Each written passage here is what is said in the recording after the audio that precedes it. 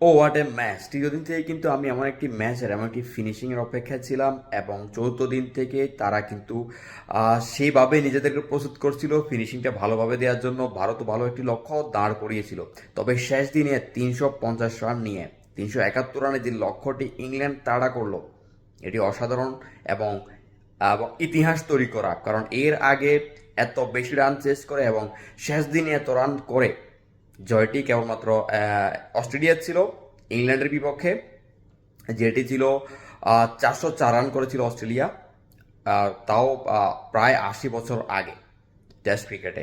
এর আগে প্রায় 40 বছর আগে 344 রান করে শেষ দিনে জয় পেয়েছিল ওয়েস্ট ইন্ডিজ, তাও ইংল্যান্ডের বিপক্ষে।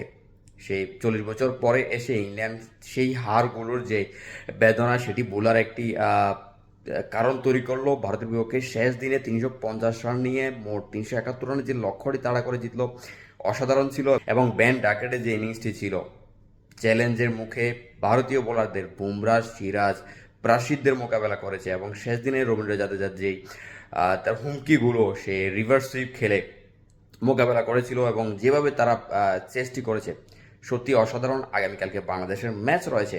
বাংলাদেশ এমন চ্যালেঞ্জিং টেস্ট আমাদেরকে কবে উপহার দিবে, আগামী ম্যাচে দিচ্ছে কিনা, সেটি দেখার বিষয়।